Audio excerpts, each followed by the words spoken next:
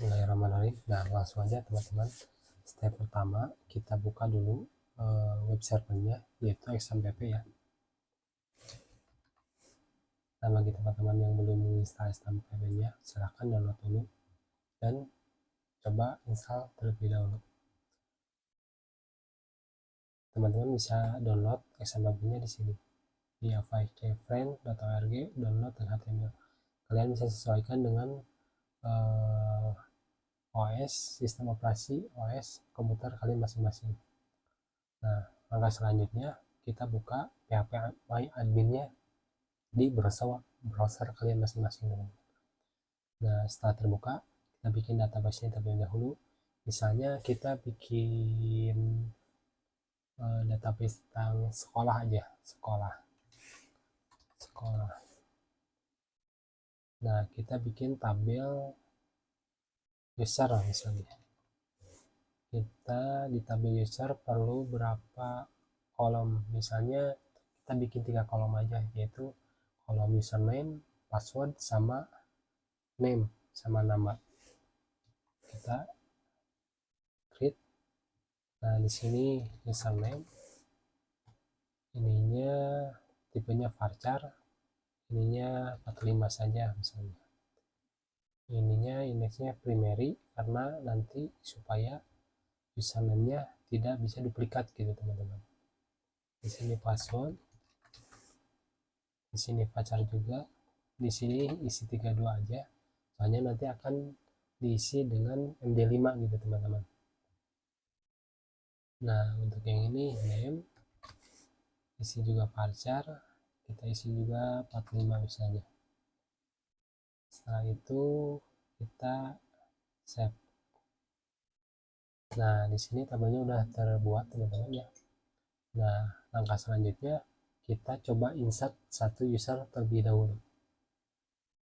Misalnya kita insert nama saya, misalnya Rahmat ya. Passwordnya misalnya 12345.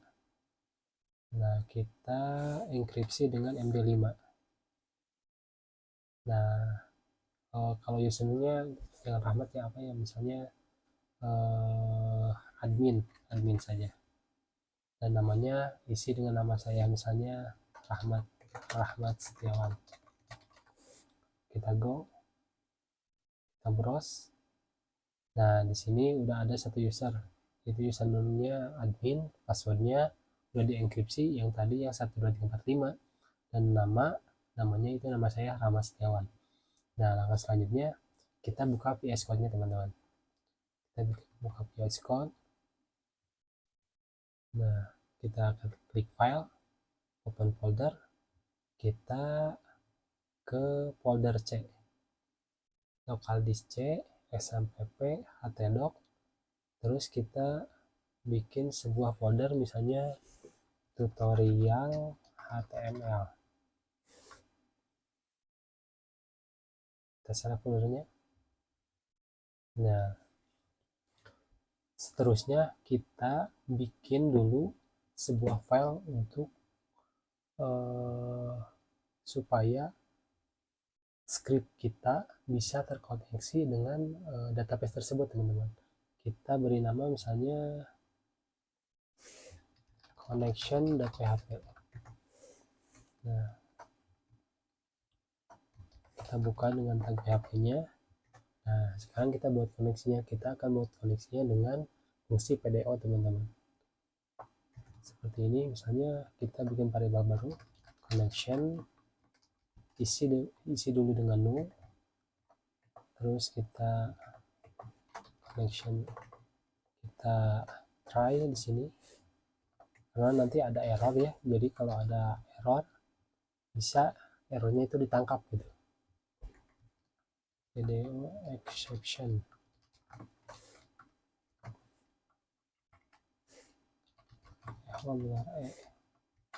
Nah, cara pengkoneksiannya seperti ini teman-teman.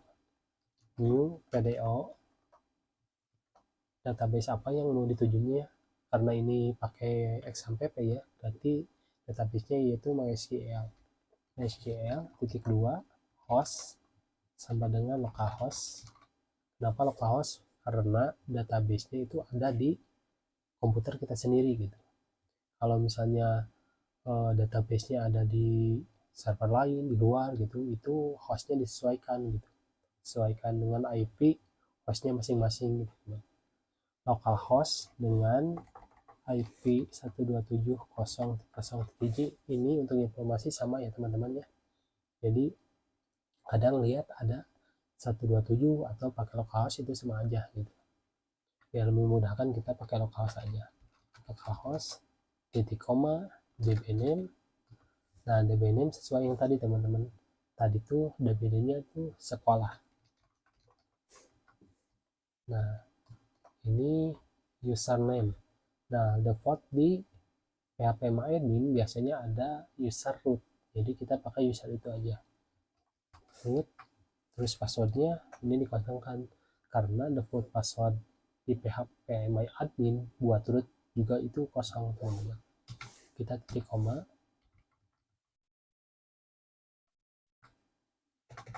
Nah terus kita cek koneksinya, misalnya di $connection sama dengan null atau tidak sama dengan null, kita print koneksi sukses teman-teman. Misalnya koneksi ke database sukses.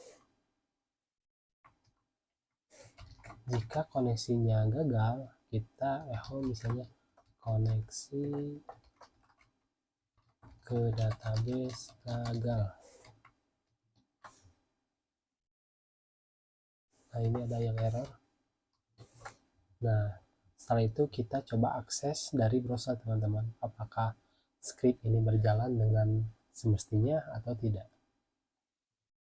Kita akses kayak tadi localhost. Nah untuk informasi, ketika kita mengakses di browser localhost berarti kita itu sedang mengakses folder di drive C, exampp, htdoc. Nah berarti kita itu sedang mengakses di folder yang ini teman-teman. Nah karena kita tadi bikin foldernya itu tutorial HTML, berarti di browser kita juga tambahin misalnya pathnya tutorial HTML. Nah di sini ada file yang tadi kita buat, itu connection.php teman-teman. Kita tinggal klik. Nah di sini ada tulisan koneksi ke database sukses. Artinya apa, script yang kita bikin tadi itu berhasil teman-teman. Seperti itu. Nah untuk membuktikannya seperti ini. Nah kita ganti aja usernya, misalnya jangan root, misalnya root x misalnya ini. User root x di phpMyAdmin itu gak ada. Nah untuk pembuktian bahwa script ini memang bekerja, kita jalankan yang ini, kita coba akses lagi di browsernya. Kalau ini salah berarti emang sudah sukses scriptnya. Nah lihat, access denied for user root x at localhost, berarti phpMyAdmin tidak mengizinkan root x untuk mengakses database gitu teman-teman. Kita kembalikan lagi ke root. Nah setelah proses pembuatan koneksi ini berhasil, kita bikin file yang kedua, namanya itu misalnya login.php teman-teman. Login.php. Nah di sini kita bikin halaman websitenya terlebih dahulu untuk loginnya. Kita ketik HTML,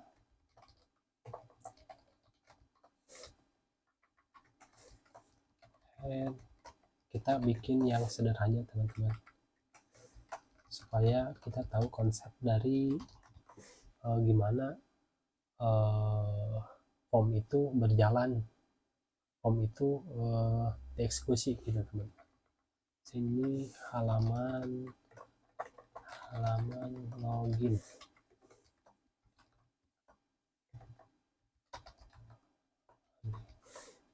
Nah kita coba akses, misalnya di sini login.php. Nah di sini ada tulisan halaman login, baru kita bikin halamannya. Ini kita bikin tabel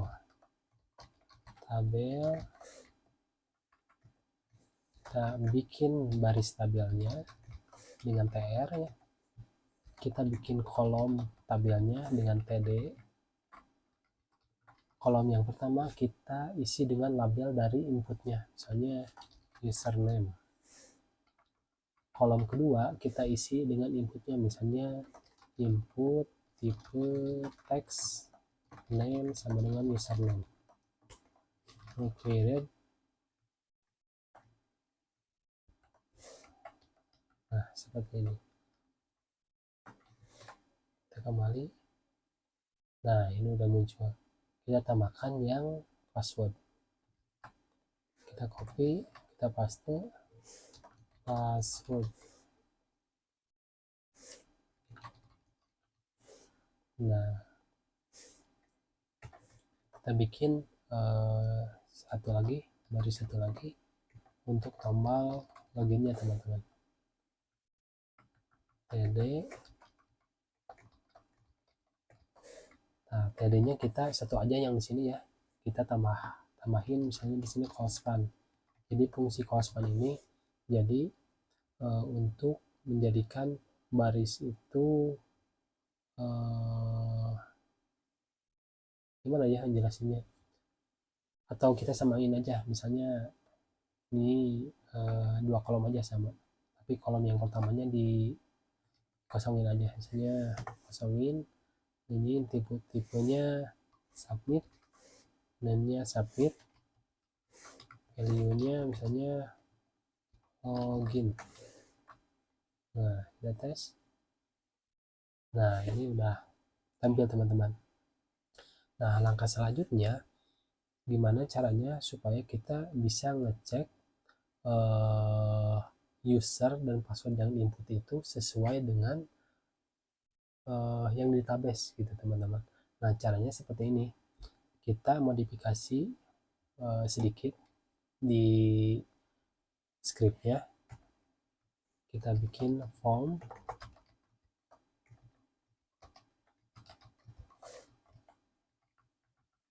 Metodenya post. Actionnya ke file ini juga, misalnya login.php. Seperti itu.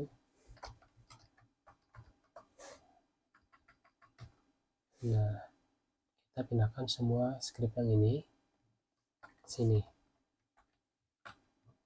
Nah, seperti itu. Nah, baru di atasnya kita bikin buka tag PHP-nya. PHP. Nah, seperti ini. Nah, terus kita cek misalnya if is set $post submit tutup kurung. Nah, ini artinya ketika user membuka halaman login dan klik tombol submit, nanti akan diterima oleh file login.php juga teman-teman. Apakah ada yang mengirim nama submit seperti itu? Kalau ada, masuk ke seleksi yang ini. Kalau nggak ada, diabaikan gitu teman-teman. Nah, misalnya kita ambil username, $post username. Nah, $username ini akan diambil dari inputan sini teman-teman. Name-nya yang username diambil dari post. Begitu juga dengan password.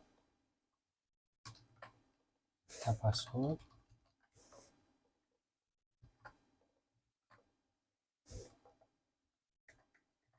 Nah, untuk membuktikannya kita echo dulu misalnya datanya, misalnya username, password. Nah,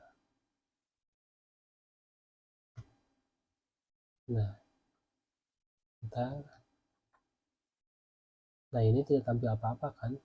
Nah, soalnya belum ada data yang dikirim ke halaman login.php itu teman-teman.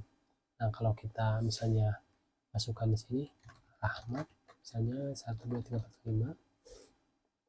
Nah, ini datanya muncul di atas. Soalnya masuk ke seleksi yang ini. Gitu teman-teman. Nah, setelah data didapat oleh file login.php ini, kita buat langkah selanjutnya itu pengecekan data di database-nya, teman-teman. Caranya seperti ini. Kita bikin misalnya statement connection prepare gitu, teman-teman. Select bintang from user where username sama dengan tanda tanya and password sama dengan tanda tanya.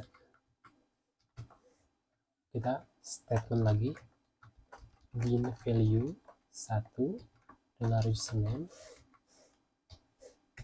statement bin value 2 password. Nah, ini ada yang lupa, ini harus di MD5 biar sama kayak yang di database itu, teman-teman. Nah, sesudah ini segmen execute. Nah, script ini apa maksudnya? Jadi kita mengselect dari data user dengan username tanda tanya dan password tanda tanya ada atau tidak gitu. Dan maksud tanda tanya di sini adalah bin value tanda tanya yang ke satu akan diisi dengan username, tanda tanya yang kedua akan diisi dengan password, teman-teman. Nah, terus setelah itu statement execute, perintah ini dieksekusi gitu, teman-teman.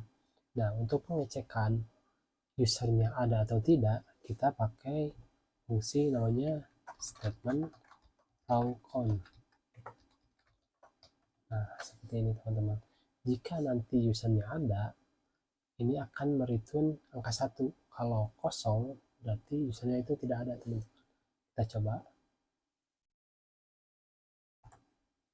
Misalnya Rahmat 1245. Nah, di sini ada error, teman-teman. Undefined variable connection. Kenapa? Variable connection yang kita panggil di sini itu belum ada, belum dideklarasikan gitu. Nah, variable connection yang sudah dideklarasikan itu ada di file connection.php gitu, teman, yang ini. Jadi kita load dulu file connectionnya supaya halaman login ini bisa terkoneksi dengan database gitu. Requiring launch connection.php. Nah, coba lagi. Nah, ini ada tulisan koneksi database sukses ya. Ini harusnya dihapus saja. Ini dari connection.php. Nah, ini misalnya dihapus saja. Nah, biar lebih bagus. Nah, seperti ini. Misalnya kita coba lagi Rahmat 1245. Klik login. No database selected. Oh, sebentar. Ini ada yang error ya. Connection dbname sekolah namanya sekolah. Database-nya sekolah, tabelnya user. Sebentar, teman-teman, ada yang error. Connection bentar, invalid, no database selected, login 12 dollar connection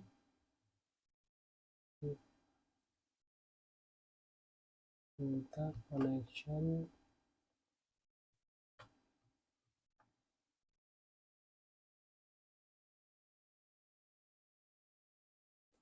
sebentar, cek video exception, no database selected. Oh, salah, teman-teman. Ini harusnya dbname bukan dname ya, dbname. Nah, kita coba lagi Rahmat, misalnya di sininya 1245. sebentar. Harusnya, oh iya, harusnya ini DH teman-teman. Nah, Rahmat misalnya 1 2 3 4 5. Nah, di sini tampil angka 0. Artinya apa? Berarti username dan password yang kita cari tidak ada di database gitu teman-teman. Nah, sekarang kita coba dengan data yang sudah kita input tadi. Username admin dan passwordnya itu kalau nggak salah tadi 1 2 3 dan 4 dan 5 gitu. Kita masukin username-nya admin, misalnya passwordnya 1 2 3 4 5. Nah, kalau 1 berarti ini loginnya berhasil gitu. Kita klik login. Nah, angka 1 muncul. Berarti mengindikasikan bahwa username dan password yang kita masukkan itu sesuai dengan database. Nah, seperti itu teman-teman. Nah, ini bisa diganti dengan fungsi atau alur yang lain teman-teman. Misalnya jika account sama dengan 1 itu misalnya echo login sukses. Jika login gagal misalnya echo login gagal.